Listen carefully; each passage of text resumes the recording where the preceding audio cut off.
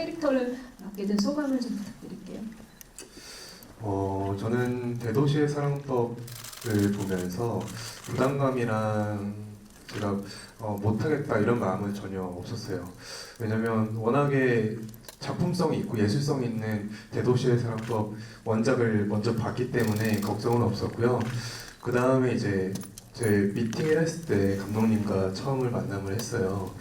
근데 그 감독님들의 특유의 그 연출법이나 우아함 이런 게 너무 돋보이기 때문에 오히려 감독님들이 저를 믿음을 주신 것 같아요.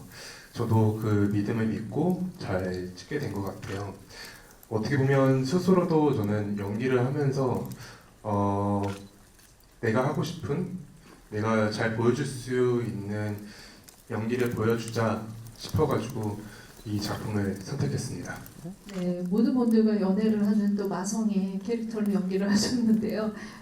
여기서는 사실 유일하게 이 네 분의 감독님을 같이 또 이렇게 작업을 하셨기 때문에 비교 분석을 하실 수 있는 또 배우님이시기도 하세요. 네, 맞아요. 그 감독님끼리도 잘 모르실 수도 있어요. 제가 현장에서 쭉 나왔기 때문에 어떻게 보면 연출 어떻게 저한테 피드백이나 설명하시는 방법도 다르시고 어떻게 보면 촬영 기법도 아예 다르시고 화면의 톤도 다르고 조명도 아예 달라거든요. 어떻게 보면 그 각각의 매력들이 보일 것 같아요. 그 감독님들의 매력도 보이고 저의 캐릭터 쪽으로 보면 1, 2화에는 이런 재미난 캐릭터가 보였다면 오히려 3, 4화에는 좀 더 진지하고 뭔가 뜨거운 사랑이 잘 보여줄 수 있는 뒤로 갈수록 감독님들의 뭔가 믿음이 점점 커졌던 것 같아요. 네, 어느 분을 뭐 선정하지는 않으시고 모두가 또 각각의 매력을 가지고 계셨다는 거죠? 맞죠. 어떻게 보면 제가 표현할 수 없는 감독님들의 아우라라고 할까요? 현장에서 실제로 있었거든요. 왜냐하면 어떻게 말씀드릴지 모르겠는데 제가 경험했던 감독님들은 옆에서 잘 친구처럼 아니면 동료처럼 잘 편안하게 분위기를 만들어 주셨어요. 현장을 잘 리더십 있게 잘 이끌어 주셨고 저는 그거에 따라 같이 바다에 휩쓸리는 것처럼 같이 묻혀갔다고 생각합니다. 네, 가장 친구 같으셨던 분은 그 중에서 굳이 골라야 되나요, 이거? 투표가 보겠습니다. 어떻게 보면 제 마음에 편했던 거는 1, 2부 송태기 감독님이 제일 편했어요. 보통의 부모라면 그냥 충격일 거예요. 어떻게 나한테, 내 애가. 우리 보통 엄마들은 내 자식은 안 그래요가 남들은 다 아는데 나만 아니라고 그러는데 그것부터 시작인 것 같아요. 내 아들만은 아닐 것 같은데 내 아들이. 그래서 처음에는 뭐 강경했겠죠. 다 해볼 걸 다 해봤겠죠. 그리고 어느덧 혼자 이제는 아닐 거야라는 믿음으로 살았을 것 같아요. 보통 부모라면. 그러면서도 문득 어떤 종원의 행동이나 말에서 혹시 늘 누구한테도 얘기할 수 없고 또 이제 종교를 가지신 분이면 여기서 또 은숙은 종교가 있습니다. 아마 그렇게 의지하면서 나름대로 또 쾌활한 성격이기도 하고 혼자 이혼하고 아이를 그 결혼 정보회사를 하면서 많은 사람들을 대해봤기 때문에 나름의 방식으로 이해도 해보고 화도 나고 분노도 하고 여러 감정을 다 겪다가 제가 볼 때는 제가 이제 그 아파요 나중에 암이라는 장치를 통해서 엄마의 정으로서도 어찌 해볼 수 없는 것을 그 아픔을 통해서 다시 한번 처음부터 얘와의 관계, 얘의 여러 가지를 생각해보고 되짚어보자라고 시작했을 것 같아요. 그러면서 진정으로 내가 언제일지 모를 얘를 두고 가는 그 시점에 얘를 이렇게 두고 갈 것인가? 아니면 뭐 용서나 이해가 아니라 있는 그대로 얘의 사랑을 봐줄 것인가? 그걸 하면서 그냥 부모는 그런 것 같아요. 내 자식은 이렇든 저렇든 어떤 상황이 와도 그냥 내 자식이니까라고 끝나는 것 같아요. 나 아니면 누가, 내가 못해준 걸 누가 이해를 하겠어요? 그런 관점에서 내 자식이라고 생각하니까 많이 아팠고요. 이해도 안 갔고요. 왜 하필이면이라는 생각도 들었고 지금도 울컥합니다. 근데 쉽지 않은 부분들인 것 같은데 그게 꼭 아파서만 아파야 내가 이 세상을 떠나면서 이렇게 놔줄 수 있는 상황들이 좀 아프긴 하지만 저는 아는 것 같습니다. 그래서 혹시 이 드라마를 통해서 그 고영의 여러 성장, 연애, 사랑 있는 그대로의 사랑과 혹시 아닐 어떤 사랑의 형태로든 여러분들은 어떻게 안고 가시고 이해하시고 받아들일 수 있는지 그런 걸 각각의 4명의 감독님이 본인의 색깔대로 그리셨을 것 같아요. 그래서 각자의 감정들이 다 다르게 드러났을 것 같아요. 그래서 이해도도 또는 다른 시각으로 볼 수 있는 첫 발을 조심스럽게 내미는 용기 있게 여러분들한테 선보이는 작품이자 그런 마음으로 임했습니다. 세상에 첫 그 신인 연기자이기도 한데 그 역할이 가진 과제도 굉장히 많았다라는 생각이 들거든요. 그 외국어 연기를 또 하시면서 소감이 어떠셨는지 배우님께 말씀 들어보도록 하겠습니다.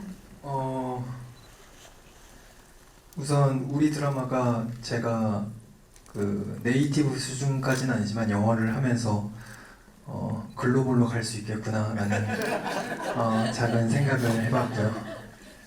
제가 맡은 역할은 원작에서 그려졌을 때 고영의 시선으로만 그려져 있는 꽤나 지루하고 조금 고루한 그리고 피로도가 굉장히 높은 인물로만 그려져 있는데 그게 이제 김원중이라는 사람이 이제 드라마에 참여하게 되면서 조금은 더 스타일리시해 보이고 또 다른 모습은 미스테리하지만 조금 신비로워 보이는 그런 모습으로 그려진 것 같습니다.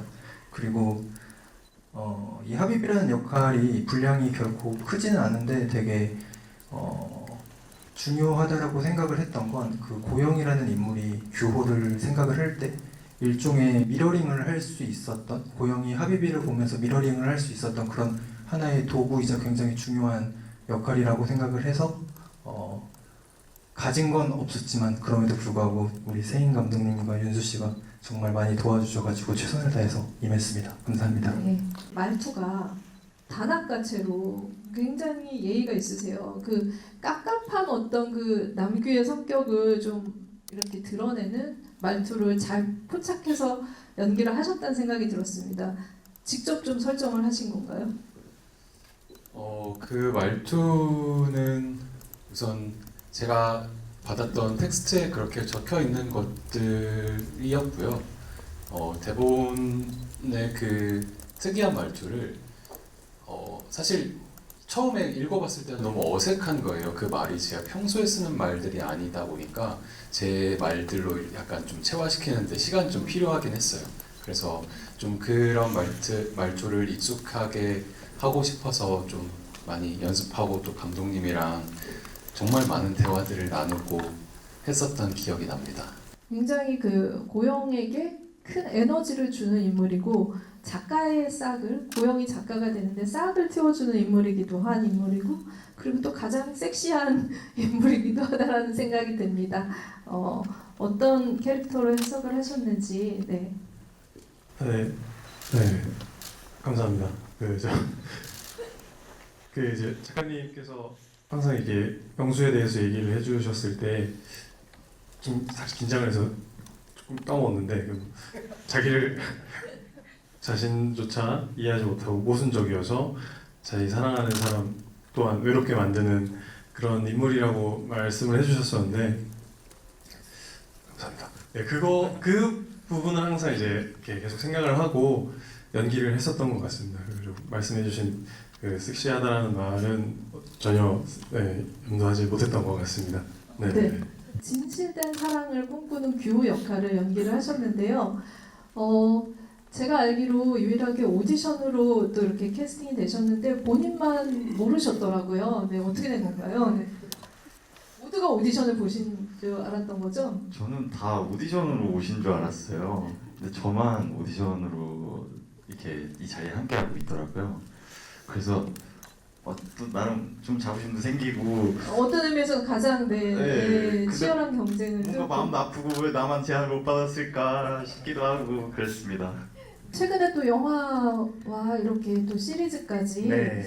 원작을 또 다르게 선보이면서 원작자로서 가지는 음. 굉장히 이제 그 뿌듯함도 있으실 테고 여러 가지 도전 지점들도 있으실 텐데요. 네네. 시리즈를 보면서 본격 희한물을 이제 좀 약간 보여주고 싶다라는 거를 각본으로까지 참여하시면서 좀 드러냈다는 생각이 들었거든요. 그래서 네. 이번 방향성이 또 극본을 맡으시면서 어떠셨는지 그 각본을 쓰신 경험은 또 어떠셨는지 말씀 들어보도록 하겠습니다. 네, 일단은 상업 영화의 제작이 예정되어 있는 상황에서 또 시리즈물 제작이 결정이 된 상황이었고 그렇기 때문에 영화와 다른 포인트로 이 시리즈물이 좀 성할 수 있는 그런 방법을 저 역시도 고민을 했던 부분이고요. 그 방법이라고 하면은 그냥 원칙, 원론에 충실하자였습니다. 원작 작품의 색깔이 분명히 존재하고 그 작품이 이야기하고자 했던 바가 분명히 존재를 하기 때문에 그 메시지와 그 이야기의 밀도를 그대로 시리즈물로 담아내고자 하는 마음으로 극본을 쓰게 되었고요. 극본 쓰는 작업이 사실은 수월하지는 않았어요. 일단은 제가 이전에도 극본을 써본 적은 있지만 이렇게 정식으로 어떤 이렇게 상업 문법의 작품을 만들어 본 것은 처음이기도 했었고요. 또한 이게 감독님이 한 분이 아니라 네 분이시잖아요. 그래서 이런 말씀 어떨지 모르겠는데 사실은 너무 든든한 조력자가 네 분이시기도 하고 또 시어머니가 네 분이신 것 같은 그런 느낌도 없지 않아 들긴 했거든요. 그래서 그 제작 과정에서도 좀 새로운 부분들이 많이 있었고 저는 혼자서 글을 써서 혼자서 완성하는 데 익숙했던 사람인데 이제 각색에 또 두 감독님이 참여해 주셨고 1, 2화 같은 경우에는 사실 손태경 감독님이 거의 다 많이 만져주셔서 손태경 감독님의 버전이라도 봐도 되거든요. 그만큼 이제 협업이 두드러지는 작업이었다. 그래서 그런 과정들이 저에게는 모두 다 새롭고 좀 신선한 충격을 줬던 것 같고요. 또 작가로서도 성장하는 계기가 되지 않았나. 내가 내 시선으로만 바라보던 내 작품을 타인과 함께 이렇게 공동으로 만들어 나가는 그런 과정을 해봤다는 게 창작자로서 굉장히 값진 경험이었다고 정리해 볼 수 있을 것 같습니다. 저는 사실은 원작이 이미 너무 아름다운 이야기였기 때문에 잘 구현하기만 하면 되는 거였어요. 그래서 정말 잘 하고 싶었고 저희는 그 고영과 규호라는 두 인물 그리고 제 3의 주인공이 아니라 사실은 정말 3분의 1의 너무 중요한 인물 배경으로서 서울이 있다고 생각했거든요. 이걸 어떻게 자연스럽게 드러낼 수 있을까가 저의 혹은 촬영 감독님, 미술 감독님의 숙제였고 그 지점을 좀 순순히 잘 드러냈으면 좋겠다라는 소망을 갖고 있었어요. 그리고 잠깐 등장하는 그 방콕의 이미지들은 제가 생각하기에 가장 보통의 연애에서 지겨웠다가 또 뭉쳤다가 화해했다가 또다시 싸웠다가 하는 그 일련의 기승전결을 다 연애사를 거치는데 그때만큼은 정말 이들의 행복한 최고 절정을 보여주고 싶었거든요. 그래서 그 지점을 조금 변별되게 정말 판타지적인 요소처럼 그들의 이야기가 혹은 모습들이 그림으로 그려졌으면 좋겠다 그렇게 생각했던 것 같아요. 늦은 후의 바캉스로 7, 8화 이 시리즈에 어떻게 보면은 마지막을 장식하는 또 에피소드를 연출을 하셨는데요. 특히 이 에피소드가 고영의 마음의 동선에 따른 이야기 구성이라고 하시기도 하셨어요. 어떤 부분을 중점적으로 포인트를 두면서 연출을 하셨을까? 그리고 이 고영의 그 연애사를 어떻게 좀 정리하고 싶었을까? 굉장히 막중한 또 이렇게 책임을 가진 회차이기도 하다는 생각이 들었거든요. 제가 7, 8화를 연출할 때 가장 중점적으로 생각했던 부분은요. 이 드라마가 갖고 있는 굉장히 다양한 정체성이 있잖아요. 그러니까 멜로 드라마, 성장 드라마, 또 키어 드라마, 청춘 드라마 여러 가지 정체성이 있는데 그중 이 드라마를 청춘 드라마로 보았을 때 저는 청춘 드라마의 미덕은 이 배우분들이 지금 현재만 지을 수 있는 가장 자연스러운 얼굴을 담아내는 거라고 생각을 했거든요. 그래서 지금 현재의 얼굴을 잘 포착해내자 이게 가장 제가 연출에서 중요하게 생각했던 부분입니다. 사랑 이외의 가족과의 관계 같은 것들도 이 에피소드에서는 여실히 드러나는데 감독님께서 또 어떻게 연출을 하셨을까 이 회차는. 네. 저 원래 1회차를 하고 싶어 했었는데 아, 정말요? 네.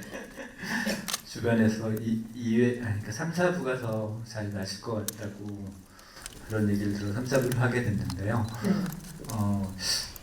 정말 그 굉장히 짧은, 어떻게 보면은 분량으로 치자면은 어떻게 보면 영화 한 편 정도인데 촬영 기간은 한 달 남짓, 한 20회차 좀 안 되게 찍었는데 뭐랄까요? 그러니까 굉장히 재밌었어요. 찍으면서 현장에서 많이, 또 전에 제가 작업하는 방식대로 좀 많이 현장에서 바꿔갈 수도 있는 부분도 있었던 것 같고, 그런 부분에서 그렇게 갈 수 있었던 거는 조금은 제가 그래도 이전에 해왔던 영화들과 조금만 익숙한 부분들이 있었던 것 같아요. 근데 제가 이 박상영 작가의 소설 대도시의 사랑법에서 또 제가 이 선택을 하게 된 가장 큰 이유 중에 하나도 이들의 사랑이 다르지 않다라는 거였거든요. 정말 다르지 않다라는 것을 어떻게 보여줄까를 계속 고민했던 것 같고, 또 그 과정에 그 다르지 않음을 어떻게 하면은 다름으로 보는 엄마가 그거를 이해할 수 있을까? 아니면 그게 받아들이지까지는 않더라도 그것을 인정할 수 있을까에 대한 생각들이 있었던 것 같아요. 그래서 짧은 그 기간이었지만 저한테도 굉장히 소중한 시간이었고, 그리고 어떤 뭐랄까요? 그러니까 이 드라마를 보고 나서 어떤 그런 이들의 사랑이 다르지 않다라는 어떤 그런 이야기들이 전달됐으면 좋겠다는 생각을 했습니다. 미애로 손태현 감독님이 첫 에피소드 포문을 여셨어요. 첫 스타트이기 때문에 어떻게 이 부분들을 해결해 나갈지 앞으로 그 계획을 플랜을 잘 세워야 되는 그런 역할을 맡으셨는데요. 한편으로는 또 이제 그 동명의 영화가 있었기 때문에 거기에 대한 부담 또 차별화에도 신경을 쓰셨을 것 같아요. 네, 아무래도 첫 포문을 열어야 되는 시리즈였기 때문에 염두에 두었던 것이 경쾌함 그리고 좀 명랑함 이런 키워드였던 것 같습니다. 좀 더 명랑하게 얘기해 주시면. 제가 긴장이 돼서 자리가 익숙하지 않네요. 죄송합니다. 이야기 연대기적으로 봤을 때도 연령대가 어린 그 고영의 시기를 다루는 것이었고, 원작 자체가 갖고 있는 발칙한 매력이 좀 있다고 생각을 했어요. 그래서 이 고영의 시간 전체를 이제 뒤에까지 다 따라가면서 이제 보기 위해서 이제 초반에서 가져갈 수 있는 명랑함과 다이나믹함을 좀 가져가야 에너지를 받을 수 있다고 생각을 했던 것 같고요. 그리고 또 그 20대 초반 설정의 그 나이대가 가질 수 있는 그 사랑이나 우정과 관련된 에피소드에서 우리가 누구나 좌충우돌하고 시행착오 같은 걸 겪게 되잖아요. 거기에서 발생하는 좀 이렇게 발랄한 에너지들 같은 것들을 담아 보려고 초반에 노력을 했던 것 같고요. 그리고 또 동명의 영화가 있고 또 이제 같이 공개 시기도 이제 비슷했고 많은 다양한 방식으로 텍스트가 이제 알려지게 되었지만 어떤 그 주안점을 어떻게 뭐 차별화를 가지고 갈까 이런 것에 두었다기보다는 각각의 그 방향과 색깔이 다른 톤 앤 매너로 정해져 있다고 생각을 더 했습니다. 그 대도시의 사랑법은 이제 책에 있는 4편의 이제 여정을 다 다루면서 고영 주변의 서사 그리고 고영의 남자들, 고영의 그 멜로 라인에 대한 톤 앤 매너가 더 두터웠다고 생각을 하기 때문에 위의 편을 연출을 하면서도 그 부분의 주안점을 조금 더 두었고, 그런 부분들이 또 이제 영화가 갖고 있는 매력과 또 다른 방향의 매력으로 작용할 수 있지 않을까 이런 생각을 했고요. 결과적으로는 이 도서도 그리고 영화도 그리고 드라마도 다 각기 다른 매력으로 사랑받았으면 하는 마음이 가장 큽니다.